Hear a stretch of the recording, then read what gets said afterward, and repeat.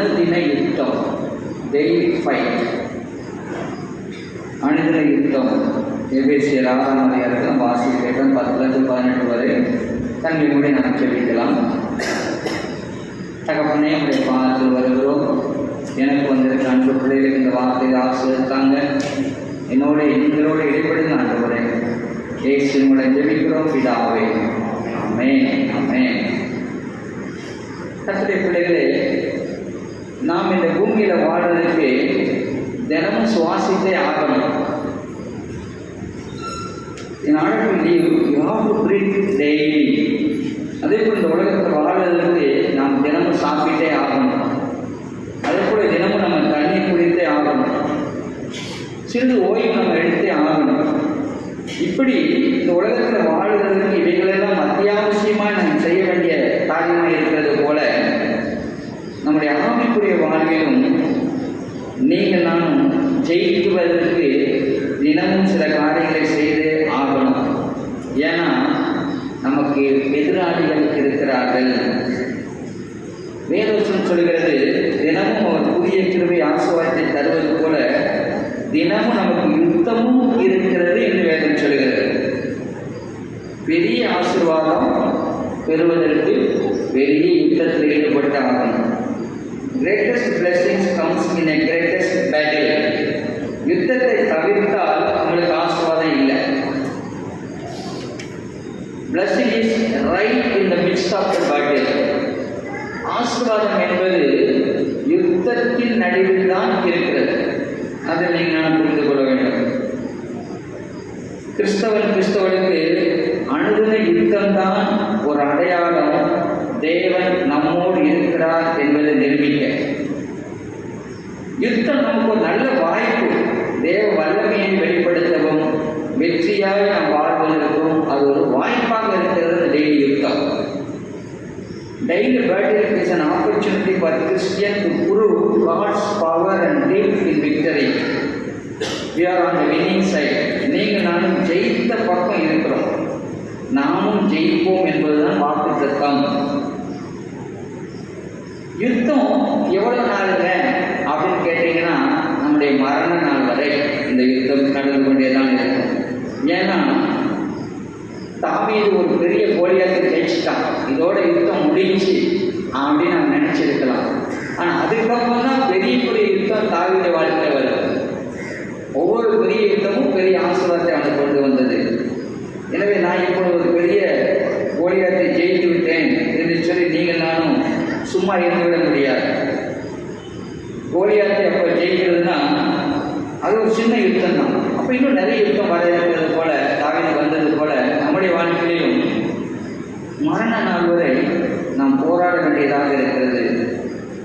இந்த யுத்தத்தை ஜெயிப்பதற்கு உங்களுக்கு எதிராக யார் என்பதையும் நீங்கள் ஆராதிக்கிற தேவன் யார் என்பதையும் தெரிந்து கொண்டால் தான் ஜெயிக்க முடியும். உதாரணத்துக்கு இப்போ உங்களுடைய ஒரு ஸ்கூட்டி இல்லை உங்களுடைய ஒரு பைக்கு காணாமல் போச்சு. அதை யாரோ திருடிட்டாங்க, நீங்க அதை இழந்துட்டீங்க. பார்த்தீங்கன்னா இன்னைக்கு வேதம் சொல்கிறது, ஒரு திருடன் இருக்கிறான். அவன் உங்கள் சந்தோஷத்தை திருடுகிறான், சமாதானத்தை திருடுகிறான், ஆரோக்கியத்தை திருடுகிறான், மகிழ்ச்சியை திருடுகிறான், உங்கள் குடும்ப ஐக்கியத்தை திருடுகிறான். இல்லாட்ட நீங்கள் அவர்களை இழந்துகிறீர்கள். ஆனால் இந்த ஞாயிற்றுக்கிழமை அந்த இழந்தவைகளை, காணாமல் போனவைகளை, திருடப்பட்டவைகளை மீண்டும் பெற்றுக்கொள்கிற நாளாய் தேவன் உங்களுக்கு எனக்கு ஆசீர்வாதம் தருகிறார். அல்லேலூயா, அல்லேலூயா. எதை பிசாசு திருடுனானோ, எதை நீங்கள் இழந்தீர்களோ அதை பெற்றுக்கொள்வதற்கு தேவன் இன்றைக்கு உங்களுக்கும் எனக்கும் ஆலோசனை தருகிறார். கர்த்தருடைய இந்த தாவீது பார்த்தீங்கன்னா ஒரு நோர் பண்ணினார். நீங்கள் வீட்டில் போய் படித்து எடுக்கலாம், யாராச்சும் படிக்கல. 1 சாமுவேல் 27 1-2. 1 சாமுவேல் 22 1-2.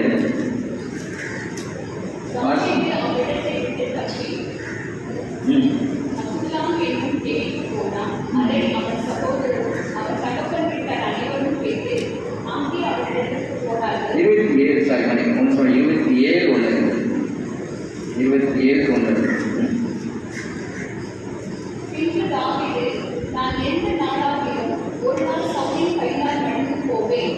இனி சவுல் இஸ்ரவேலின் எல்லைகளை எங்கேயாவது என்னை கண்டுபிடிக்கலாம் என்ற நம்பிக்கை அற்றுப்போகும்படிக்கு நான் அவன் கைக்கு நீங்களாய் இருக்கும்படிக்கும் நான் பெலிஸ்தரின் தேசத்துக்கு போய் தப்பிக் கொள்வதை பார்த்து நலமான காரியம் வேறில்லை என்று தன் ஹிருதயத்தில் யோசித்தான்.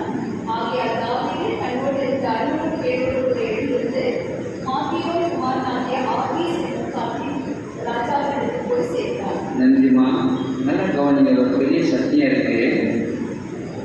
இந்த தாவீது சவுல் அரசால் வேட்டையாடப்படுகிறான்.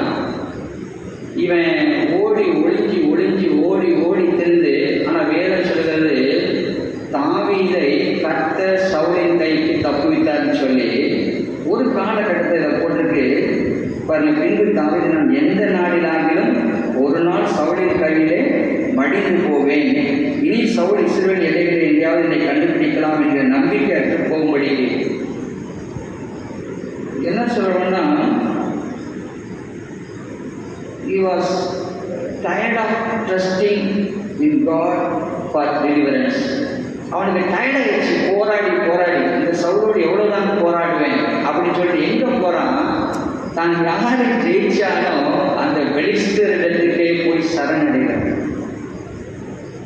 பெலிஸ்தர்கிட்ட போய் என்ன செய்யறான், சரணடைகிறான். யோசித்து பாருங்க, யார் ஜெயிச்சாலும் அவன்கிட்ட போய் சரணடைஞ்சது தன் குடும்பத்துக்காக, தன் ஜீவனுக்காக. ஆண்டவர் நாள் வரை காத்து வருகிறார், அவன் கூட இருக்கிறார், எல்லா இடத்துலையும் ஆபத்து விளைவிக்கிறார். ஆனால் தன்னுடைய யுத்தத்தை குறித்து, தன்னுடைய போராட்டத்தை குறித்து அவன் டயர்ட் ஆகிட்டான். He was quitting the battle. அவன் போதும் இரிட்டேட் ஆகிட்டான். இனிமேல் யுத்தம் வேணாம்னு சொல்லி என்ன செய்தார், அவர் ஆகீஸ்ட போய் பெலிஸ்தர் அரசன் போய் சரணடைகிறார். இதனுடைய விளைவுகளை நீங்கள் படித்து பார்த்தீங்கன்னா தொடர்ந்து தெரியும். திடீர்னு பெலிஸ்தருக்கு இஸ்ரவேலுடைய யுத்தம் நடக்குது. அப்போ பெலிஸ்தருக்கு உதவி செய்ய வருகிறான். ஆனால் மற்ற பெலிஸ்தர் ராஜாக்கெல்லாம் ஒத்துக்கலை. இவன் திரும்பி போக சொல்லிட்டாங்க. சிக்லாக்கு திரும்பி வரான். அங்கே பார்த்தீங்கன்னா அவனுடைய மனைவி தன்னோடு கூட இருந்த 600 பேருடைய மனைவிமார், ஆடு மாடு, அவங்க போல சாப்பாட்டுக்கு வாழ்க்கைக்கு தேவையான எல்லாத்தையும் கொள்ளையடிச்சு போயிட்டாங்க. அது மட்டும் இல்லை, அந்த 600 பேரும் இவன் இருந்தாலே நம்மளுக்கு ஆபத்து, இந்த மாதிரி கஷ்டம், கல் எழுதி தாவீதை கொன்றுலாம்னு நினைக்கிறாங்க. யோசிச்சு பாருங்க. ஒரு கொஞ்சம் அந்த காட்டில் சரி இந்த யுத்தம் வேண்டாம், எதுக்குனோட போராடணும், அவன் எவ்வளோ நாளாக அப்படி இருக்குன்னு சொல்லிட்டு போய் சரணாகதி அடைஞ்சதுக்கு வந்த ஆபத்து பாருங்கள். அவனுக்கு மரண ஆபத்து வந்தது.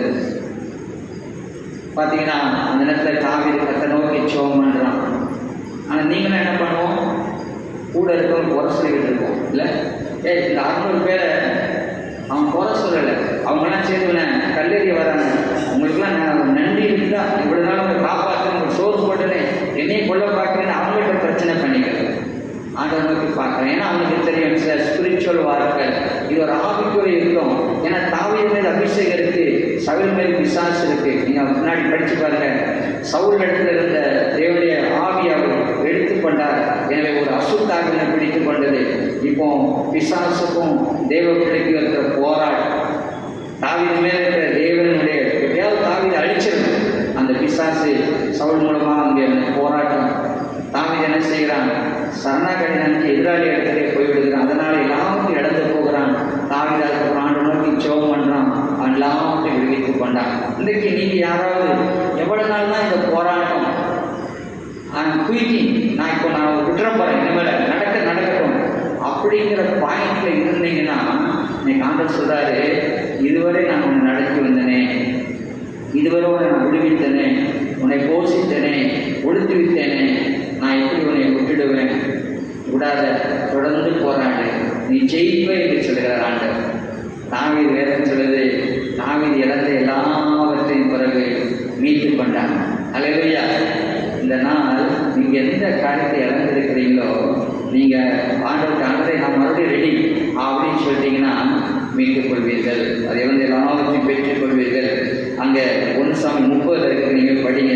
அந்த அமலேக்கு எல்லாவற்றையும் மீட்டுக் கொண்டான். நீங்கள் நான் நம்முடைய பிரச்சனை நேரத்தில் நிறைய நேரம் இது ஒரு ஸ்பிரிச்சுவல் பேட்டில் என்று தெரியாமல் நம்ம மனைவியோடையோ கணவனோடையோ பிள்ளைகளோடையோ ஆஃபீஸ்லையோ எங்கேயோ அங்கே சண்டை போட்டுட்டு இருக்கோம். அங்கே அந்த பிரச்சனையை பார்த்துக்கிட்டு இருப்பாங்க. இல்லை, அதுக்கு மேலே ஒரு ஆவிக்குரிய லெவலில், ஏன்னா நீங்கள் ஆவிக்குரிய மனிதனாக இருந்தீங்கன்னா கர்த்தருடைய பிள்ளைகளே, உங்களை அழிப்பது தான் பிசாசு நோக்கமாக. அதை ஜெயிப்பதற்கு நிச்சயம் பண்ணுங்க. உங்கள் மனைவியோ கணவனையோ பிள்ளைகளையோ குறை சொல்லிக்கிறதுனால ஒன்றும் வரப்போவதில்லை. முழங்கால் போடுங்க. இது ஒரு ஆவிக்கு இருக்கும். நீங்கள் ஆவிக்குரிய பிள்ளை, உங்கள் மேலே பிசாசு நோக்கமாக இருக்குன்னு புரிந்து கொள்ளுங்கள். எனவே இது நமக்கு யுத்தம் என்னன்னு சொன்னாச்சுன்னா நல்லா தெரிஞ்சுக்குவோம். மறுபடியும் பிறந்த நமக்குள்ளே தேவ ஆவியானவர் இருக்கிறார். ஆனால் எங்கே இருக்கிறாரு? பழைய ஆதாமின் சரீரத்துக்குள்ள இருக்கிறார். ஆவி புதுசு, மாம்சம் சொல்ல பழசு. இந்த மாம்சம் என்னைக்கு நம்ம சாகிறோமோ அன்னைக்கு தான் அது அடக்கம் பண்ணப்பட்டு திரும்ப இயேசு வரும்போது மறுரூபமாக்கப்படும். அது வரைக்கும் இந்த ஜென்ம பாவ சரீரத்தை நம்ம சுமந்துக்கிட்டு இருக்க வேண்டியதாக இருக்கு. ஸோ இந்த யுத்தம் எங்கன்னா புதிதான ஆவிக்கும் பழைய மாம்சத்துக்கு தான் இந்த யுத்தம். எனவே மாம்சம் உன்னை சொல்லுது, ஆவி உன்னை சொல்லுது. இதுக்கு அனுதினமும் யுத்தம். இதைத்தான் நீங்கள் நான் ஜெயிக்கணும் என்று நான் சொல்லுகிறேன். நமக்குள்ளே தேவன் கொடுத்த ஆவி புதியது, நம்முடைய மாம்சமும் பழையது. இதுதான் போராட்டமாக இருக்கிறது. 18ஆம் நூற்றாண்டு 1800 பெரிய எவாஞ்சலிஸ்ட் மூடி பர்சங்க கேள்விப்பட்டிருப்பீங்க. அப்படி விதமாக எழுதுகிறார். நான் ஆங்கிலத்தில் எழுதியிருக்கா, அப்புறம் தமிழில் சொல்கிறேன். When I was converted, I made this mistake. I thought already the battle is mine, victory already won, the crown already in my grasp. Old things passed away, all things become new. The corrupt nature, old life was gone, but I found out after serving Christ few months, the conversion was only like a enlisting in the army, that there was a battle at hand. என்ன சொல்றாரு? நான் மனம் திரும்பின உடனே எல்லா யுத்தம் முடிஞ்சு கிரீடத்துக்கு பக்கத்தில் நான் போயிட்டேன். என்ன ஜென்ம சுபாவங்கள் அழிஞ்சு போச்சு, நான் ஜெயிச்சுட்டு நினைச்சேன். பார்த்தீங்கன்னா என்னன்னா அதுக்கப்புறம் தான் தெரியுது, நான் ஆண்டவரை ஏற்றுக்கொண்டதுனால என் பேர் யுத்த வீரர்களுடைய லிஸ்ட்டில் என் பேர் எழுதப்பட்டுச்சு. இப்போ நடக்கப்போகிற யுத்தத்துக்கு நான் போக வேண்டியதாகி போச்சுன்னு சொல்லி. அப்படித்தான் கத்திரிப்படையில் யாரெல்லாம் கிறிஸ்துவை நாம் ஏற்றுக்கொண்டோமோ நம்முடைய பெயர் அந்த மிலிட்ரி லிஸ்ட்டில், அந்த யுத்த புருஷர் லிஸ்ட்டில் உங்கள் பேர் என் பேர் வந்துடுச்சு. ஏன்னா எனக்கு யுத்தம் வேண்டாம் அப்படின்னா ஜெயிக்க முடியாது. யுத்தம் வேண்டாம்னா ஆசீர்வாதம் இல்லை. ஸோ ஒவ்வொரு நாளும் இந்த யுத்தத்தை நாம் ஃபேஸ் பண்ண வேண்டியிருக்கிறது. இந்த புதிதான ஆவிக்கும் சரசரிக்கிற பழைய ஆதாமுக்கும் அந்த யுத்தம் நடந்து கொண்டே இருக்கிறது. தேவப்பிள்ளைகளே, ஆவி தேவனை பிரியப்படுத்த நினைக்கிறது, மாம்சம் நம்மை பிரியப்படுத்த நினைக்கிறது. இதுதான் யுத்தம். இதற்காக நீங்கள் நான் தினமும் போராட வேண்டியதாக இருக்கிறது. நமக்கு ஒரு 3 எதிராளி இருக்கிறாங்க. முதல் எதிராளி இருக்க ஒரு முறை அழைக்கிறது. முதல் எதிராளியாரு சொல்லுங்க. நாம ஜெயிக்க வேண்டிய முதல் எதிராளியாரு?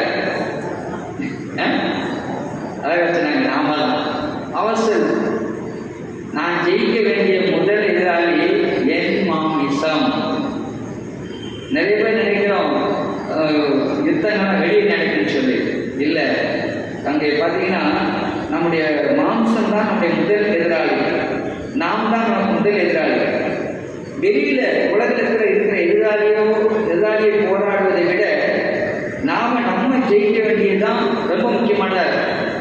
பெரிய யுத்தம் என்பது வெளியில் இல்லை, இது நமக்குள்ளே இருக்கிறது.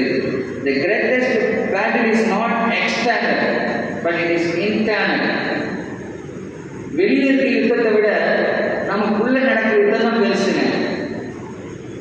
உள்ள இருக்கிற யுத்தத்தை ஜெயிச்சிங்கன்னு ஜெயிச்சிட முடியும். Battle is between our sinful desires and our new life in Christ. The battle is between our sinful desires and our new life in Christ. நம்ம பாவ காரியத்திற்கும் இயேசுவில் பெற்றுக்கொண்ட புதிய வாழ்க்கைக்கும் நடக்கிற யுத்தம் இது. நமது பாவ நோக்கத்தில் கிறிஸ்துவுக்கு நாம் பெற்றுள்ள புதிய வாழ்க்கைக்கு தான் அந்த வாழ்க்கையில் அது யுத்தம். முதல்ல கட்டளை நாம உள்ளே நடக்கிற இந்த யுத்தத்தில் ஜெயிக்காவிட்டால் வெளியில் நடக்கிற யுத்தத்தில் ஜெயிக்கவே முடியாது. If you don't win this battle within us, we cannot overcome anything outside. So நீங்க முதல்ல உங்களை ஜெயிக்காம வெளியில் நடக்கிற யுத்தத்தில் ஜெயிக்க முடியாது. வேதவசம் நிறைய எழுதி வந்திருக்கிறேன். நீங்க வீட்டில் போய் படிங்க வேணா. ரோமர் 7ஆம் அதிகாரத்தில் சரி அது கொஞ்சம் அதில் வந்து சில வசனங்கள் படிக்கலாம் பாருங்க. ரோமர் 7ஆம் அதிகாரம் எழுங்க. ரோமர் 7ஆம் அதிகாரம். ரோமர் 6, 7, 8 ரொம்ப முக்கியமான இது. நீங்கள் வீட்டில் அதை நல்லா படிங்க. ரோமர் 7ஆம் அதிகாரம் எழுங்க. அதில் முதல்ல 15ஆம் வசனம் பாருங்கள். ரோமர் 7:15 பக்கம் 215. ரோமர் 7:15 பக்கம் 215. இல்லை புதிய பாட்டு 215 பக்கம். எப்படி எனில் நான் செய்கிறது எனக்கே சம்மதி இல்லை. நான் விரும்புகிறதை செய்யாமல் நான் வெறுக்கிறதையே செய்கிறேன். அடுத்து பாருங்க அங்கே 17. ஆதலால் நான் அல்ல, எனக்குள் வாசமாயிருக்கிற பாவமே அப்படி செய்கிறது. 20ஆம் வசனம். அந்தபடி நான் விரும்பாததை நான் செய்தால் நான் அல்ல, எனக்குள் வாசமாயிருக்கிற பாவமே அப்படி செய்கிறது. 23. ஆகிலும் என் மனதின் பிரமாணத்துக்கு விரோதமாய் போராடுகிற வேறொரு பிரமாணத்தை என் அவையில் இருக்க காண்கிறேன். அது என் அவையில் உண்டாயிருக்கிற பாவ பிரமாணத்துக்கு என்னை சிறையாக்கிக் கொள்கிறது. 24. நிர்பந்தமான மனுஷன் நான், இந்த மரண சரீரத்திலிருந்து யார் என்னை விடுதலை ஆக்குவார்? ஏற்கனவே சொல்லிக்க, இந்த மரண சரீரம்னா நம்ம மேலே ஒரு செத்த உடம்பை கட்டி வச்சிருக்கு. அதான் அதனுடைய அர்த்தம். இந்த செத்த சரீரம் எப்போ போகும் என்ன விட்டு அப்படிங்கிற மாதிரி இந்த போராட்டம். அதான் பாவ சரீரம். ஸோ வேதம் சொல்லுது நமக்குள்ளதான் முதல் யுத்தம் நடக்குது. வெளியில் யுத்தத்தில் நமக்குள் நடக்கிற யுத்தம் பெருசாக இருக்கு. ஏன்னா நம்ம பெற்றுக்கிற புதிய ஆவிக்கும் அந்த ஆதாமின் பழைய மாம்சத்துக்கிட்ட அந்த போராட்டம். நீங்கள் வெளியில் உள்ள ஜெயிக்கலைன்னா வெளியில் நம்ம ஜெயிக்கல கடினமாக இருக்கிறது. நிறைய நேரம் பார்த்தீங்கன்னா நம்ம பிரச்சனை வரும்போது நம்ம மற்றவங்களையோ பிசாசுகளை நம்ம பழி போடுறோம். நம்முடைய பலவீனத்தை நம்ம உணர்வதே இல்லை. இந்த பிரச்சனை இந்த கஷ்டத்துக்கு காரணம் நான் தான் அப்படின்னு நம்ம உணர்வதே இல்லை. பார்த்தீங்கன்னா இதுக்கு என்ன விமோசனம்? நம்ம ஜெயிப்பதற்கு என்ன விமோசனம் பைபிள் சொல்லுதுன்னா, நீங்கள் அனுதினமும் சிலுவை எடுத்துக்கொண்டு ஆண்டவரை பின்பற்றணுமா? அனுதினம் சிலுவைனா டெய்லி சரண்டரிங் அவசர். நம்ம லூக்கா 9:23 சொல்லி ஒருவன் என்னை பின்பற்றி வர விரும்பினால் அவன் தன்னைத்தான் வெறுத்து தன் சிலுவையை சுமந்து கொண்டு அனுதினம் என்னை பின்பற்ற கடவுள் சொல்கிறார். அப்போ நம்ம ஜெயிப்பதற்கு முதல்ல செய்ய வேண்டிய காரியம், நான் சிலுவையில் அறைவந்த மனிதன், நான் தேவனுக்கு அடிமை நடிக்கணும். 2வது வேதம் சொல்கிறது, உங்கள் மனதை புதுப்பிங்க. Renew mind. ரோமர் 12 உங்களுக்கு தெரியும். அதை எப்படி புதுப்பிக்க முடியும்? வேத வசனத்தின் மூலமாக நீங்கள் நான் புதுப்பிக்க முடியும். அடுத்து 3வது சொல்கிற காரியம், crucify your flesh. உங்கள் மாம்சத்தை சிலுவையில் அரைஞ்சிடுங்க. அது கலாத்தியர் 2:20 சொல்கிறது. பவுல் சொல்ற, கிறிஸ்துவனை கூட நான் சிலுவையில் அறைந்திருக்கிறேன், இனி நான் அல்ல, கிறிஸ்துவை என்னில் விளைத்திருக்கிறார். அப்போ வேதம் கொடுக்குற மருந்து பார்த்தீங்கன்னா, நம்ம இயேசுக்கு சரண்டர் ஆகணும். அதுக்கடுத்து நம்முடைய மனதை வசனத்தினால் புதிதாகணும். அடுத்து நீங்கள் நான் விசுவாசிக்கணும், நான் ஏசப்பா கூட ஒரு நாள் சிலுவையில் அடிக்கப்பட்டு விட்டேன், இப்போ இருக்கிறது நான் இல்லை, ஏசு எனக்கு இருக்கிறேன் சொல்லி நான் விசுவாசிக்கணும். அடுத்து பசுத்த ஆவியை நமக்கு உதவி செய்வதாக வேதம் சொல்கிறது. ரோமர் 8:13 மாம்சத்தின்படி பிழைத்தால் சாவீர்கள், ஆனால் ஆவியினாலே சரீரத்தின் செய்கைகளை அழித்தால் பிழைப்பீர்கள். ரோமர் 8:13. அப்போ இந்த பசுத்த ஆவியினால தான் அந்த மாம்சத்தின் கிரிகளை நம்ம சாகடிக்க முடியும். ஆவியானவர் உதவி செய்கிறார். அடுத்து கலாத்தியர் 5:16 சொல்கிறது, பின்னும் நான் சொல்லுகிறது என்னவென்றால், ஆவிக்கேற்றபடி நடந்து கொள்ளுங்கள், அப்பொழுது மாம்ச இச்சையை நிறைவேற்றாதிருப்பீர்கள்.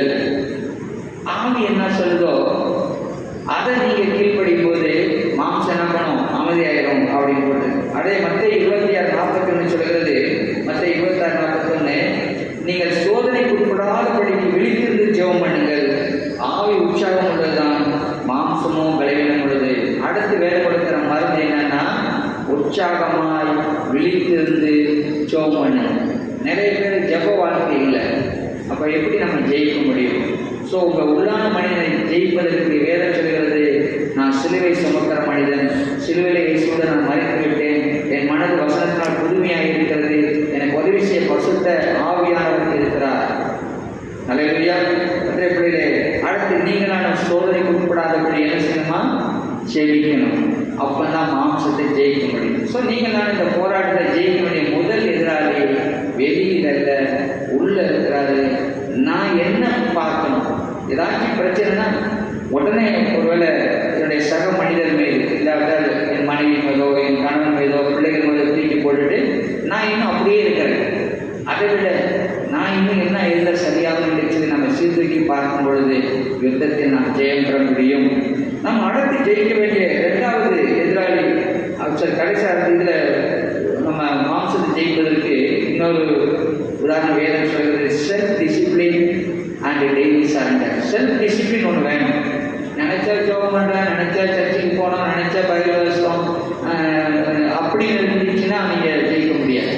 உங்கள் மாம்சத்தை ஜெயிப்பதற்கு பக்கத்துடைய பிள்ளைகளே ஒரு செல்ஃப் டிசிப்ளின் வேணும். காலை 5 மணிக்கு எழுப்பி வேகத்தை 7 மணி வரை ஜெபம் பண்ணி பயிர் வாசிப்பேன். நான் 2 மணி நேரம் சொல்கிறேன், உங்களுக்கு கஷ்டமாக போகுவேன். அட்லீஸ்ட் 1 மணி நேரம். நீங்கள் எல்லாரும் எழுதும்போது 7 மணிக்குன்னா அவங்க பயிர் வாசிப்போமான நேரம் இருக்கா? எல்லாரும் தூங்கும்போது நீங்கள் எழுதுங்க. ஒரு பெண்கள் விசேஷமாக ஒரு 6 மணிக்கு அடுப்பத்திற்கு இருந்தால் நீங்கள் 4 மணிக்கோ 5 மணிக்கு எழுப்பி பயிர் வாசி ஜெபம் பண்ணிட்டப்போ நீங்கள் 6 மணிக்கு அடுப்படிக்கு போக முடியும். எனவே எங்கள் வீட்டில் அப்படி டிசிப்ளின் இருக்குது. அம்மா காலையிலே எழுப்பி ஜெபம் போயிட்டு ஒரு 6 மணிக்கு அப்புறம் அவங்க போய் வேலையை செய்ய ஆரம்பிப்பாங்க. ஸோ நீங்கள் மாம்சத்தை ஜெயிப்பதற்கு you also need self discipline. உங்கள் ஆவிக்குரிய வாழ்க்கை ஒரு டிசிப்ளின் இருக்கான்னு யோசிச்சுப்பார். அப்படி இருந்தால் இன்றைக்கி ஒரு தீர்மானம் பண்ணுங்க, இந்த நேரம் என்னுடைய ஜெபனை, இந்த நேரம் என் வேதவாசிக்கிற நேரம், ஃபோனை தொடாதீங்க, ஃபோனை ஆஃப் பண்ணி வைங்க, டிவியை போடாதீங்க, நியூஸ் பேப்பரை தொடாதீங்க. ஸோ இந்த தபசு காலங்களிலேயாவது தகவலைகளிலே ஒரு டிசிப்ளினை நாம் பெற்றுக்கொள்வோம். அப்பொழுது நீங்கள் நான் மாம்சத்தை ஜெயிக்க முடியும். ரெண்டாவது நாம் ஜெயிக்க வேண்டிய எதிராளி சொல்லுங்க, பிசாசு. ரெண்டாவது ஜெயிக்க வேண்டிய எதிராளி யாரு? பிசாசானவன். முதல் எதிராளி நம்முடைய மாம்சம், ரெண்டாவது எதிராளி பிசாஸ். வேதம் சொல்கிறது யாக்கோபு 4:7 ஆகையால் தேவனுக்கு கீழ்ப்படிந்திருங்கள், பிசாசுக்கு எதிர்த்து நெல்லுங்கள், அப்பொழுது அவர் உங்களை விட்டு ஓடிப்போம். பிசாசுக்காக எதிர்த்து நிற்க சொல்கிறார். நல்லா தெரிஞ்சுக்கோங்க, இந்த பிசாசு உங்களுடைய விசுவாசத்தை கண்டோ, உங்களுடைய வேத ஞானத்தை கண்டோ அவருக்கு பயப்பட மாட்டாங்க. கவனிக்கிறீங்களா? ஏன்னா ஏசப்பாடே போனானே இல்லை, உங்களுடைய விசுவாசத்தை கண்டும் வேத வசனத்தை கண்டும் பயப்பட மாட்டான். ஆனால் அவன் ஒரு கேப் தேடுவான், ஒரு சந்தர்ப்பத்தை எதிர்பார்ப்பான். எப்படி வாழ்க்கை உள்ள போகலாம்? அப்படிதான் ஏசப்பாட போன என்ன சந்தர்ப்பம்? அவருக்கு பசி. அந்த பசிங்கிற சந்தர்ப்பத்தை அவன் பயன்படுத்தி கொள்கிறான். ஆதாயம் அவளுக்கு கடவுளை போல மாறுங்கிற ஒரு ஆசை. என்ன உள்ள இருக்கோ அதுக்கு வாய்ப்பு ஒரு பார்த்தே இருக்கும். உதாரணத்துக்கு ஒரு பிடிப்பதற்கு ஒரு ஆசை வைத்துக் கொள்வாங்க. அப்போ அந்த பிடிக்கிறதுக்கு ஒரு ஆசை உள்ள இருக்கு. ஒரு சந்தர்ப்பம் சூழ்நிலை வரும் பொழுது நான் பிடிச்சிருவேன். ஏன்னா அந்த பிடிக்கணுங்கிற அந்த இச்சையை ஆசையை நான் அழிக்கவில்லை என்று சொன்னால் அந்த கேப்பை பிசாசு பயன்படுத்துவேன். எனவே பிசாசுக்கு எதிர்த்து நீங்கள் அப்போ உங்களுக்கு ஓடி போனேன்னு சொன்னால் ஆண்டோடைய அந்த சோதனையை நினைத்துக் கொள்ளுங்கள். அந்த பசிங்கிற ஒரு சந்தர்ப்பத்தை அவன் பயன்படுத்தி உள்ள நுழைகிறான். அப்புறம் அடுத்தடுத்து ஆண்டோட சோதிக்கிறான். நீங்கள் பிசாசுக்கு இடம் கூடாதீர்கள் வேலை சொல்வது. அவனுக்கு எதிர்த்து நெருங்கள் போடப்பட்டிருக்கு. ஏன் வாழ்க்கையில் பிசாசுக்கு இடம் கொடுக்கிற எப்படிப்பட்ட ஒரு வேறு காரியம் எனக்குள்ள இருக்கிறதோ அதை அழித்து போட்டால் நீங்கள் நான் பிசாசை ஜெயிக்க முடியும். எனவே பிசாசு நம்முடைய விசுவாசத்தை கண்ட வேலை சொல்ல பயப்பட மாட்டான். நம்ம உள்ள ஒளிந்து கிடக்கிற அந்த இச்சைகளை அவன் பயன்படுத்திக் கொள்வான். அடுத்து 1 பேர் 5:8 சொல்கிறது. 1 பேர் 5:8 தெளிந்த புத்தியுள்ளாயிருங்கள், விழித்திருங்கள், ஏனெனில் உங்கள் எதிராளியாக பிசாசானவன் கெர்ச்சிக்கிற சிங்கம் போல் எவனை விடுகலாமோ என்று வகை தேடி சுற்றி திருகிறான். அவன் ரொம்ப அலர்ட்டாக இருக்கான். 24/7 அவன் ஒர்க் பண்ணிட்டு இருக்கான். ஆனால் நீங்கள் 24/7 எவ்வளோ நேரம் ஜோம் பண்ணுற பைபிள் வாசிக்கிறது இல்லைன்னா அவன் ஜெயிச்சுவான் இல்லை, அவன் ரொம்ப டாக்டிக்காக வேலை செஞ்சுட்டு இருக்கான். ஸோ வேதம் சொல்கிறது தெளிந்த புத்தியாக இருங்க, விழிச்சிருங்க. ஏன்னா அவன் விழிச்சிருக்கிறான், விழிச்சிரு வேதம் சொல் நம்ம எச்சரிக்கிறது. யோவான் 10:10 சொல்கிறது பிசாசாரம் கொல்லவும் அழிக்கவுமே வருகிறான் என்று வேதம் போறாங்க. 2 Corinthians 11:14 சொல்கிறது அவன் ஒளியின் தூதரின் வேஷத்தை தரித்து கொண்டு வருவான். ஸோ இவன் தான் நம்முடைய விசுவாசத்தை திருடுகிறவன். அன்பு தேவ பிள்ளைகளே, இவன் தான் நம்முடைய சந்தோஷத்தை, மகிழ்ச்சியை, சமாதானத்தை திருடுகிறவன். ஆனால் இயேசு எல்லாவற்றையும் மீட்டு தருகிற ஆண்டவர். இவ்வளவு பிசாசு போராட்டம் கஷ்டங்கள் இருந்தால் அவன் பாதுகாப்பற்றவர்களாக நம்ம இல்லை. நீங்கள் பாதுகாப்பு இல்லாதவர்களாக விடப்படவில்லை. ஏன்னா வேதத்தில் தேவன் அதிகாரத்தையும் ஆவிக்குரிய ஆயுதத்தையும் நம்ம கொடுத்திருக்கிறான்னு சொல்லு. அதான் வேதவசனம் வாசிக்க கேட்டோம்ல, எபேசியர் 6:10-12 வரை தலை தொடங்கி கால் வரைக்கும் நம்மளுக்கு ஆயுத ஆண்டு கொடுத்திருக்கிறார். அதை உட்காந்து நீங்கள் ஒன்றுனா படிங்க. வேதவசனம், ஜெபம், விசுவாசம், இல்லை நம்பிக்கை, சுவிசேஷ அறிவித்தல், இது சர்வாயுத வர்க்கம். எல்லாத்துக்கும் ஆயுதம் கொடுத்திருக்கிறார். நம்ம நிராயுத பாணியாக கடவுள் விடலை. ஒருவேளை யுத்தம் இருக்குது, போராட்டம் இருக்குது, ஆனால் நீங்கள் நான் பாதுகாப்பு இல்லாதவர்களாக விடப்படவில்லை. நிராயுத பாணியாக நம்ம இல்லை. சர்வாயுத வர்க்கம் நம்ம கொடுக்கப்பட்டிருக்கிறது. எனவே உங்களுடைய அதிகாரத்தை பயன்படுத்துங்க, உங்களுக்கு ஆவிக்குரிய ஆயுதத்தை பயன்படுத்துங்க. லூக்கா 10:19 சொல்கிறது. லூக்கா 10:19 அந்த அதிகாரம் பாருங்க. அதிகாரம் தான் பவர். லூக்கா 10:19 இதோ சர்ப்பங்களையும் தேள்களையும் மிதிக்கவும் சத்துருடைய சகல வல்லமையை மேற்கொள்ளவும் உங்களுக்கு அதிகாரம் கொடுக்கிறேன், ஒன்றும் உங்களை சேதப்படுத்த மாட்டார். What a powerful God our God is. அவர் நம்மளை எவ்வளவு வல்லமையான இடைவெளி இருக்கிறார், அதிகாரத்தை கொடுத்திருக்கிறார். எனவே இந்த பிசாசை ஜெயிப்பதற்கு இயேசு கொடுத்த அதிகாரத்தை, ஆவிக்குரிய ஆயுதத்தை, மற்ற பிள்ளைகளின் ஐக்கியத்தை பயன்படுத்தும் ஃபெலோஷிப். இந்த ஆவிக்குரிய யுத்தத்தில் பிசாசை ஜெயிப்பதற்கு நமக்கு ஒரு ஃபெலோஷிப் தேவை இருக்குது. பார்த்தீங்கன்னா பேருக்கு ஜெயில போடணும்னா சபையான சேர்ந்து ஜெபிக்கிறாங்க. நம்ம குடும்பத்தில் ஒருத்தருக்கு ஒரு சபையினும் ஒரு கஷ்டம், ஒரு துன்பம் இருந்துச்சுன்னா நம்ம சபையார சேர்ந்து ஜெயிப்பதற்கு இந்த ஃபெலோஷிப் உதவி செய்கிறது. முதல் எதிராளி நம்முடைய செல், 2வது எதிராளி பிசாசு, 3வது எதிராளி தான் யாரு? உலகம். 3வது எதிராளி நம்ம ஜெயிக்க வேண்டிய எதிராளி என்ன இருந்துச்சுனால் உலகம். யோவான் 16:33 சொல்கிறது. யோவான் 16:33 என்னிடத்தில் உங்களுக்கு சமாதானம் உண்டாயிருக்கும் பொருட்டு இவைகளை உங்களுக்கு சொன்னேன். உலகத்தில் உங்களுக்கு உபத்திரவம் உண்டு, ஆனாலும் திடன் கொள்ளுங்கள், நான் உலகத்தை ஜெயித்தேன் என்றார். ஏசப்பா வாயினால சொல்லிட்டார், உங்களுக்கு உலகத்தில் உபத்திரம் இருக்கு அப்படின்னு சொல்லிட்டார். ஏன்னால் அடுத்து 3வது நீங்கள் நான் ஜெயிக்க வேண்டிய எதிராளி என்ன யாருக்கு சொன்னால் உலகம். ஏன்னு சொன்னால் இந்த உலகம் எப்பொழுதும் தேவனுடைய உண்மைகளை எதிர்க்கிறது, நம்முடைய விசுவாசத்தை எதிர்க்கிறது. இந்த உலகம் எப்பொழுதும் பூமிக்குரிய காரியங்களையும் ஊக்குவிக்கிறது. அடுத்து மனிதனை முக்கியப்படுத்தும் காரியங்களையே கொடுக்கிறது, மனிதனை மேம்படுத்துகிற காரியங்கள். தேவனுடைய வார்த்தைக்கு எதிராக இந்த உலகம் செயல்படுகிறது.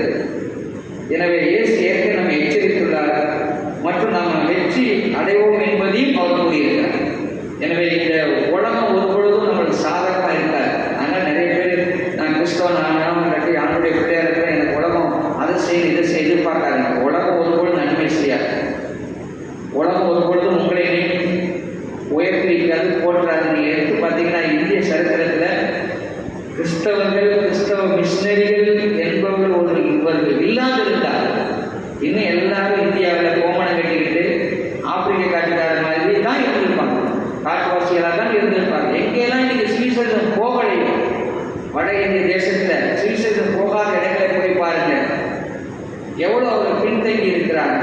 எங்கெல்லாம் சுவிசேஷம் போனதோ அங்கெல்லாம் வளர்ச்சி, பெரிய ஞானம், ஆசீர்வாதங்கள், ஒரு ஒழுக்கம், ஒரு கட்டமைப்பு உருவாக்கப்பட்டிருக்கிறது. அதை எந்த அரசாங்கம் அதை ரெகனைஸ் பண்ணாது. அதனால உலகம் நம்மளுக்கு ஒரு பொழுதும் சப்போர்ட்டாக இருக்கிறது இல்லை. அதனால வேதத்துள்ளது உலகத்தில் நான் உலகத்தில் உங்களுக்கு உபத்திரம் உண்டு, ஆனால் உலகத்தை ஜெயித்தேன். ஆண்டவர் வெற்றியை வாக்களித்திருக்கிறார். எனவே இந்த வேதவசத்துக்கு விரோதமாய் தான் செயல்படும் இந்த உலகம், வேதவசத்தை எதிர்க்கும், நம்முடைய சமானத்தை குறைக்க பார்க்கும், கிறிஸ்தவ நம்முடைய காரியங்களை அழிக்க பார்க்கும். எனவே நம்மை ஏற்றுக்கொள்வார் இந்த பூமியில் ரொம்ப கம்மி. அதனால் மூன்றாவது நீங்கள் நான் ஜெயிக்க வேண்டிய காரியம் என்னன்னு சொன்ன உலகம். நிறைய பேர் இந்த கிறிஸ்தவர் கூட காண்கிறவற்றை நம்பி காணாத பரலோகத்தை விட்டுடுறாங்க. வேதம் சொல்றது காண்கிற இந்த பூமியோட எல்லாம் ஒரு நாளை அழிந்து போகும், இல்லாமல் போகும். இந்த உலகத்தில் கொடுக்கப்பட்ட மேன்மையில் ஒன்று இல்லாமல் போகும். ஒருவேளை பூமியில் நீங்கள் தங்கத்தை ரொம்ப மேன்மையாக நினைக்கிறாங்க, அதெல்லாம் வெளியே உருகி போகும்னு சொல்லி. ஸோ நீங்கள் நான் இந்த உலகத்தை ஜெயிக்க பிறந்தவர்கள், நம்ம உலகத்தை ஜெயிக்கணும். ஆண்டோட வாக்கு பண்ணிவிட்டால் இந்த உலகத்தில் உடனடிக்கு சினிமா, இன்னைக்கு ட்ரக்ஸு, டாக்டர் இன்னைக்கு போதை வஸ்துக்கள், நம்ம அழிக்கிற காரியம் நிறைய பூமியில் உண்டாயிருக்கிறது. இவைகள் எல்லாத்தையும் நாம் ஜெயிக்கணும்.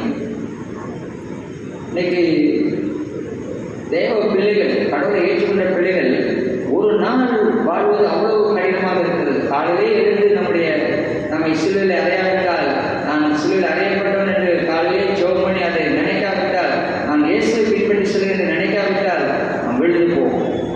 எனவே கர்த்தருடைய பிள்ளைகளே, நீங்கள் நான் தேவனுடைய சீடர்களாக இருக்கும் பொழுது, அவரை பின்பற்றும் பொழுது, அவர் சொன்ன எல்லா வாக்குறுதியும் நம்மளுக்கு அவர் நிறைவேற்றுகிறார். எனவே நாம் ஜெயிக்க வேண்டிய மூன்றாவது எதிராளி உலகம். அங்கே 1 யோவான் 2:15-16 சொல்கிறது. 1 யோவான் 2:15-16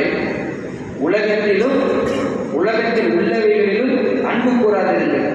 ஒரு உலகத்தில் அன்பு கூர்ந்தால் அவரிடத்தில் பிதாவின் அன்பில்லை. ஏனெனில் மாம்சத்தின் இச்சையும் கண்களின் இச்சையும் ஜீவனத்தின் பெருமையுமாகிய உலகத்தில் உள்ளவைகள் எல்லாம் பிதாவினால் உண்டானவைகள் அல்ல, அவைகள் உலகத்தினால் உண்டானவைகள். வேதவசனம் தெளிவாக சொல்கிறது, நீங்கள் காண்கிற இந்த உலகத்தின் மேன்மை என்று எவைகள் இருக்கிறதோ அதெல்லாம் தேவனால் உண்டாக்கப்பட்டவைகள் அல்ல என்று சொல்கிறது. யாக்கோபு 4:4 சொல்கிறது. வாஸ்தவ பயங்கரமாக இருக்கு. யாக்கோபு 4:4 315 பக்கம். யாக்கோபு 4:4 விபச்சாரிகளே, உலக சிநேகம் தேவனுக்கு விரோதமான பகை என்று அறிவீர்களா? ஆகையால் உலகத்திற்கு சிநேகனாக இருக்க விரும்புகிறவன் தேவனுக்கு பகைஞனாகிறான். அதெல்லாம் நீ உலகத்தை நேசித்தீனா நீ கடவுள் பகைஞனாயிரு.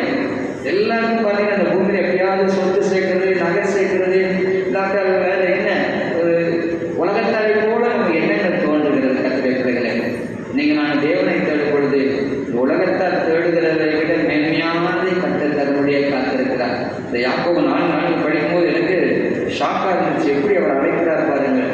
ஏன்னா பூமியை நேசிக்கிற உலகத்தை ஜெயிக்காதவர்கள் தேவனுக்கு பகைஞனாக இருக்கிறார் என்று சொல்கிறது. அப்போ இதை எப்படிங்க ஜெயிக்கிறது உலகத்தை? 2 கொரிந்தியர் 5:6 சொல்கிறது. 2 கொரிந்தியர் 5:6 நாம் தரிசித்து நடவாமல் விசுவாசித்து நடக்கிறோம். நீ பார்க்கறதை பார்த்து நீ ஏசப்பா பின்பற்றி வந்து நினைச்சினா நீ இழந்து போவ. விசுவாசித்து நடையை சொல்கிறார். நிறைய பேர் இதை கொடுத்து அதை செஞ்சால் நான் பின்பற்றி ஆண்டவரை சொல்கிறோம். கண்டிப்பாக அந்த விசுவாசம் பழிக்காது. நீ விசுவாசித்து நட என்று சொல்கிறது வேதவசனம். உலகத்தில் காண்கிறதை வைத்து நாம் நம்பாது. நிறைய பேர் பார்த்தீங்கன்னா ஹிஸ்டாரிக்கல் எவிடன்ஸ் இருக்குது, பைபிள் உண்மைன்னு சொல்கிறாங்க. சயின்டிஃபிக் எவிடன்ஸ் இருக்குது, அதெல்லாம் பார்த்து நம்பாத. அதெல்லாம் இப்போ வந்தது. ஆதியில் சொல்ல வசனம் என்ன சொல்லுது? இயேசு ஒருவரே மெய்யான தெய்வம். வசனம் சொல்றதை நம்பும் பொழுதுதான் ஆசீர்வாதம். பிறர் சொல்வது காரியங்களும் அல்ல. சயின்ஸு திடீர்னு ஒரு நாள் மாற்றி சொல்லும், சரித்திரம் திடீர்னு மாற்றி சொல்லும். இப்போ நிறைய சரித்திரத்தை மாற்றி எழுதிட்டு வராங்க. அதனால் சரித்திரத்தை வைத்து நீங்கள் இயேசுவை விசுவாசிப்பதல்ல, வேத வசனத்தை வைத்து ஆண்டு விசுவாசிப்பது.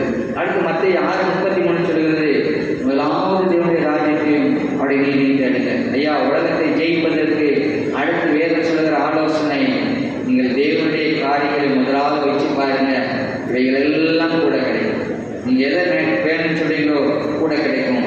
அடுத்து நம்முடைய பரிசுத்தத்தை காக்கும் சிந்தனை எப்போது இருக்கணும். அங்கே 1 பேதுரு 1:15-16 சொல்கிறது. 1 பேதுரு 1:15-16 உங்களை அழைத்தவர் பரிசுத்தராய் இருக்கிறது போல நீங்களும் உங்கள் நடக்க எல்லாவற்றையும் பரிசுத்தராயிருங்கள்.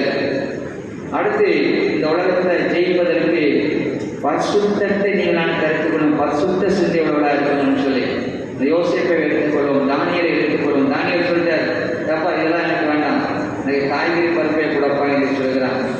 அவனுக்கு தெரியுது இது இந்த காரியம் பூமிக்குரிய காரியங்கள், இது இவரோட வேற காரியங்கள் படைக்கப்பட்டது, எனக்கு வேண்டாம். யோசிப்பு ஐயோ கடவுளை நீ காண்கிறார், அந்த பாவத்தை இப்படி செய்வேன், இந்த பரிசுத்தத்தை அவன் தரித்திருக்கிறார். ஸோ உலகத்தை ஜெயிப்பதற்கு நீங்கள் நான் நம்முடைய தேவன் பரிசுத்தராக இருக்கிறது போல நானும் பரிசுத்தராக இருக்கும்படியாக இறைவன் அழைத்திருக்கிறார் என்று விசுவாசத்தால் ஜெயிப்பீர்கள். அடுத்து நம்முடைய எண்ணம் நித்தியத்தை கொண்டதாக இருக்கணும். Keep your eyes on eternity. இந்த பூமிக்கு உரிய இது சொல்லுவாங்க நிறைய பேர், இந்த பன்றியை பார்த்தீங்கன்னா பிடிச்சி அதை சைக்கிளில் கட்டி வெட்டை எடுத்து போகும்போது தான் மேலே வானம் இருக்கிறதே பார்க்கணும். அது வரைக்கும் அது கீழே தான் பார்த்து கொண்டு இருக்கும் என்று சொல்லி இங்கே சொல்கிறது வேதவசனம். நீங்கள் நித்தியத்தை குறித்தான எண்ணத்தை பெற்றுக்கொண்டால் உலகத்தை ஜெயிக்கலாம். Keep your eyes on eternity. வேதவசனம் சொல்கிறது கொலோசியர் 3:2, கொலோசியர் 3:2, பூமியில் உள்ளவைகள் அல்ல மேலானவைகளை நாடுங்கள். எனவே பிள்ளைகளே, பூமிக்குரியதே நீங்கள் நினைச்சு வைக்காதீங்க சிந்தனையில, பரலோக சிந்தனை கழித்துக் கொள்ளுங்கள். மேலான நாடினால் இந்த பூமியை நாம் ஜெயிக்கலாம். வேதம் நமக்கு வெற்றியை வாய்ப்பு பண்ணிருக்கிறது என்பதை நாம் மறவாதிருப்போம். 1 யோவான் 5:4 சொல்கிறது, தேவனால் பிறப்பதெல்லாம் உலகத்தை ஜெயிக்கும். நீங்க நான் தேவனால் பிறந்திருந்தால் நாம் உலகத்தை ஜெயிப்போம் என்று வேதவசனம் வாக்குத்தத்தம் சொல்கிறது. நம்முடைய விசுவாசமே உலகத்தை ஜெயிக்கிற ஜெயம் என்று சொல்கிறது வேதவசனம். கர்த்தருடைய பிள்ளைகளே, எனவே உலகம் நம்மை சோதிக்கலாம், பாவம் செய்ய தூண்டலாம், ஆனால் இயேசுவால் நாம் ஜெயிக்கலாம் என்பதை விசுவாசிப்போம். எனவே இந்த நாளில் இது டெய்லி இருக்கும். டெய்லி நம்ம தண்ணி குடித்து சாப்பிட்டு சுவாசித்து அதை செய்யலாம் மறித்துப்போம். அதே போல் விசுவாச ஜீவியத்தில் டெய்லி செய்ய வேண்டிய காரியங்கள் வேத வசனம், தேவனுடைய காரியங்கள், பரலோகத்தின் சிந்தனை. நான் என் மாம்சத்தை ஜெயிச்சே ஆகணும், நான் பிசாசை ஜெயிச்சே ஆகணும், உலகத்தை ஜெயிச்சே ஆகணும். இந்த எண்ணம் அனைதினமும் நம்முடைய வாழ்க்கையில் கூட நம்ம ஜெயிக்க முடியும். நாம் யுத்த களத்தில் இருக்கிறோம். தாவீது கொஞ்சம் போராடுவதற்கு யோசிக்கிறான், பெரிய இழப்பம். பிறகு அவன் கண்டு கொண்டான், இது ஆவிக்குரிய யுத்தம். தேவனிடத்தில் சரணடைகிறான், தேவன் எல்லாவற்றையும் மீட்டுக்கொள்ள செய்கிறான். எனவே இந்த பூமியிலே மரண நாள் வரை நமக்கு போராட்டம் உண்டு. எனவே நம்ம ஜெயிப்பதற்கு பிசாசு சின்ன கேப் தேடிக்கொண்டிருக்கிறான். பிசாசுக்கு இடங்கொடாமல் இருங்கள், மாம்சத்துக்கும் உலகத்துக்கும் இடங்கொடாமல் இருங்கள். கர்த்தருடைய பிள்ளைகளே, தேவனுடைய உதவியோடு, பசுத்தாயின் உதவியோடு சர்வாயத்தை தெரிந்து கொள்ளுங்கள். தினம் அனுதின ஜெப ஜீவியம் நீங்கள் நான் ஜெயிக்க உதவி செய்யும். ஒருவேளை இன்றைக்கு நீங்கள் யோசிச்சு பார்ப்போம், வீட்டில் உள்ள எதை பிசாசு தேடி இருக்கிறார். நிறைய வீடுகளில் ஐக்கியத்தை பிசாசு தேடி விட்டான். கர்த்தருடைய பிள்ளைகள், கணவனுடைய சிந்தனை வேற மாதிரி இருக்கிறது, மனைவியின் சிந்தனை வேற மாதிரி இருக்கிறது, பிள்ளைகளின் சிந்தனை வேற மாதிரி இருக்கிறது. யோசித்து பாருங்க. நிறைய குடும்பங்கள் ஐக்கியத்தை தேடிட்டாங்க. அவங்க ஒன்றா உட்காந்து பேச முடியல, ஒன்றா உட்காந்து ஜெபிக்க முடியல. நீ யோசிக்க, என்னைக்கு நீங்கள் ஒன்றா உட்காந்து ஜெபிக்க எவ்வளோ நாளாக சொல்லுங்க. சரி, கணவன் ஜெபிக்கல, உங்கள் மருமகளை கூப்பிட்டு உட்காந்து ஜெபம் பண்ணுங்களேன், இல்லை உங்கள் மருமகளை கூப்பிட்டு உட்காந்து ஜெபம் பண்ணுங்க, இல்லை உங்கள் மாமியாரை கூப்பிட்டு உட்காந்து ஜெபம் பண்ணுங்க. என்னைக்கு குடும்பமாக கூடி ஜெபம் பண்ணீங்க? நீங்கள் உங்களுக்குள் அந்த ஒற்றுமை, அந்த தேவ பலன்களை ஒற்றுமையாக்காவிட்டால் எப்படி ஜெயிப்பீங்க? கர்த்தருடைய பிள்ளைகளே, நீங்கள் கூடி ஜெபம் பண்ணுங்க, கூடி ஜெபம் பண்ணுங்க. பிசாசு நம்முடைய அநேக ஆசீர்வாதத்தை தேடி இருக்கிறாங்க. இந்த டெய்லி பேட்டில் இந்த வார்த்தையை போடும் பொழுது உட்காந்து நான் ஜெபம் பண்ணி தியானத்து தான் அந்த தலைப்பை நான் உங்களுக்கு போட்டிருக்கிறேன். எனவே என்ன திருடப்பட்டிருக்க உங்கள் வீட்டில் இருந்து? நிறைய குடும்பங்களை கற்றுக்கல நான் காலத்தோடு சொல்லுகிறேன். இருப்பது கொஞ்ச காலம், 70 into 365 போடுங்க. எவ்வளவு? 25,000 நாட்கள் தான். எத்தனை? 25,000 நாட்கள் தான். ஒருவேளை 80 வயசு நீங்கள் இருக்கிறீங்களா, இன்னும் 3 போட்டுக்கோங்க அப்படியே. இதில் நிறைய நாட்கள் தூக்கத்திலையும் மற்ற ஓடி உழைப்பிலும் போயிடுது. கொஞ்ச நேரம் தான் நம்முடைய குடும்பத்தோடு செலவழிக்க நேரத்தை தேவன் நமக்கு கொடுத்தார், நமக்கு கிடைச்சிருக்கு. இந்த காரியத்தில் பகைமையும் அண்டர்ஸ்டாண்டிங் இல்லாமையும் அன்பு இல்லாமையும் வாழ்ந்தீங்கன்னா எப்படி ஜெயிப்பீங்க? அதனால் நீங்கள் ஜெயிக்க வேண்டிய முதல் காரியம் செல்ஃப். உங்களை நீங்கள் ஜெயிங்க, சரண்டர் ஆகுங்க. ஆண்டவரே, எனக்கு இப்படிப்பட்ட துஷ்ட காரியங்கள் இருக்கு, என்னை அர்ப்பணிக்கிறேன். உங்களை நீங்கள் ஜெயிச்சாதான், உங்களை ஜெயிச்சுட்டாலே நீங்கள் பிசாசு உலகத்தையும் ஜெயிச்சிடணும். உங்களை நீங்கள் ஜெயிக்காத வரை இந்த பிசாசை ஜெயிப்பது குதிரக்கொம்பு, இந்த உலகத்தை ஜெயிப்பது குதிரக்கொம்பு. எனவே ஒருவரோடு நாம் நேசிப்போம், அன்பு செலுத்துவோம். இந்த பூமியிலிருந்து ஒன்றை நாம் கொண்டு போவதில்லை. 25,000 நாட்கள் நான் யோசிப்பாரு, லட்சம் நாட்கள் கூட கிடையாது ஒரு மனிதன். இந்த நாட்களில் நீங்கள் நாம் ஒருவரோடு நேசிப்போம்.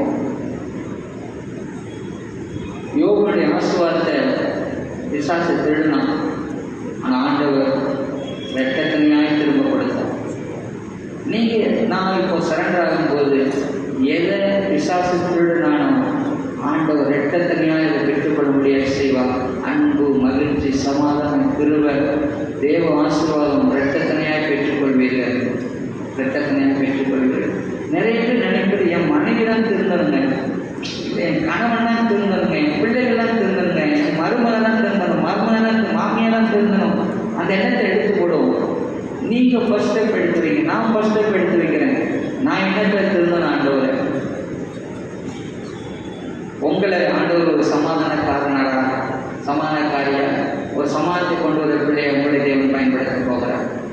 இன்றைக்கு விசுவாசம் எது திருடப்பட்டிருக்கிற கருத்தை பிள்ளைகளே, வெட்டத்தனையாய் பெற்றுக்கொள்ளணும்னா நீங்கள் யுத்த களத்தில் இருக்கீங்க என்று மறவாதுங்க.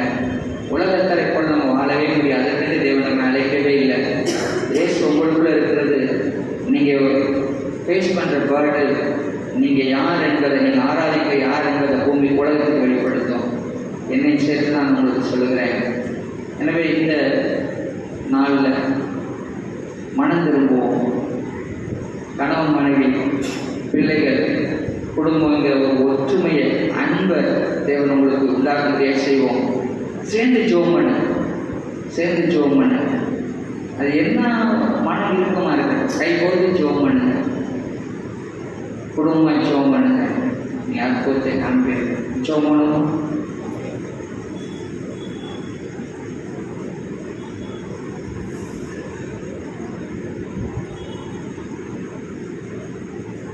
நமக்குள்ள இருக்கிற பசுத்த ஆவியானவர். ஆனால் ஆதாம் அந்த மாம்சத்திலே, பழைய மாம்சத்திலே அந்த ஆவி இருக்கிறது. ஆவி உற்சாகம் உள்ளதுதான். மாம்சம் எப்பொழுது நம்மை பூமியை நோக்கி இழுக்கிறது, பூமிக்குரிய காரியங்களை தேடும்படியாக செய்கிறது. இதை ஆண்டவர் சொன்னார், நான் ஜெயிச்சேன், நீங்கள் ஜெயிப்பீர்கள் என்று சொல்லியிருக்கிறார். Are you tired of getting into battle? நீங்கள் இந்த யுத்தம் பண்ணுறதுல இன்னும் சோர்ந்து போயிட்டீங்களா? அது இந்த பிளேஸ் ஆஃப் குட்டிங், இந்த விட்டலாம் போதும் இல்லை, போராடுங்க, ஜெயிப்பீங்க, போராடுங்க, ஜெயிப்பீங்க. ஆண்டு உதவி செய்ய காத்திருக்கிறார். தேவன் உங்கள் காலத்தை ஆதாயம் பண்ணி கொள்ளும்படியாக, தேவன் உங்கள் காலத்தை, ஒரு உங்கள் இடத்தை சுற்றி இருக்கிறது ஒரு குட்டி பரலோகமாய் மாற்றிக்கொள்வதற்காக தேவன் உங்களை அழைத்திருக்கிறார். அவனை குறித்த காரியம் என்ன அப்படின்னு பேர் கேட்டு மாதிரி கேட்காதீங்க. உங்களை குறித்த காரியம் என்ன, என்னை குறித்த காரியம் என்ன நான் பார்க்கிறேன். நான் எவைகளில் எதிரும் செய்து பொருந்த வேண்டும். நம்மை நாமே சீர்தூக்கி பார்த்தால் நாம் நியாயம் இருக்கப்படும். அதனுடைய பந்தி இன்றைக்கு நமக்கு இருக்கிறது. ஆண்டவர்கிட்ட அறிக்கை செய்வோம். இனிமேல் நான் ஜெபம் பண்ண ஆண்டவரை ஒரு செல்ஃப் டிசிப்ளின் நான் வைத்துக் கொள்வேன். பைபிள் வாசிப்பேன், நான் குடும்பமாக ஜெபம் பண்ணுவேன். இது ஒரு ஆவிக்குரிய யுத்தம். எனவே நான் குறை சொல்வதை நான் விட்டு விடுகிறேன். நான் செவித்து ஜெயம் பெறுவேன். ஆண்டவரே, நீ எனக்குள்ளே மாறும், எனக்கு உதவி செய்து நம்ம கேட்கலாம். இயேசுவை நாம் வந்து ஜெபிக்கிறேன். அப்பா, இந்த நாளுக்காக கிருபைக்காக நன்றி செலுத்துகிறோம். ஒரு ஆவிக்குரிய யுத்தத்திலே நாங்கள் இருக்கிறோம். மாம்சம் ஜெயிக்கப்படவே கூடாது. ஆவியினாலே நான் வெற்றி அடைய வேண்டும். உலகத்தை நான் ஜெயிக்க வேண்டும். பிசாசை நான் ஜெயிக்க வேண்டும். அதற்கு தேவன் எனக்கு உதவி செய்கிறார். அவருடைய அதிகாரத்தை கொடுத்திருக்கிறார். அவருடைய சர்வாயுத வர்க்கத்தை கொடுத்திருக்கிறார். எல்லாவற்றுக்கு மேலே பரிசுத்த ஆவியானவரை தந்திருக்கிறார். எங்களுக்கு உதவி செய்யுங்கப்பா. நாங்கள் விசுவாசிக்கிறோம். நாங்கள் தொடர்ந்து எல்லா போராட்டத்தையும் ஜெயிக்க, எங்கள் மரண நாள் வரை இந்த யுத்தத்தை ஜெயிக்க எங்களுக்கு உதவி செய்யுங்க. நீங்கள் வாக்களித்தீராண்டவரை நீங்கள் ஜெயிப்பீர்கள் என்று சொல்லி உதவி செய்யும்படியாக சொல்லிக்கிறோம். இந்த பந்தியங்களுக்கு ஆசீர்வதித்தார். எல்லா நன்மையிலும் ஆசீர்வாதத்தை இயேசு நாமத்தில் பெற்றுக்கொண்டோமே நன்றி செலுத்துகிறோம். கிறிஸ்து இயேசுவின் மூலமே வேண்டிக் கொள்கிறோம் பிதாவே. ஆமென். ஆமென்.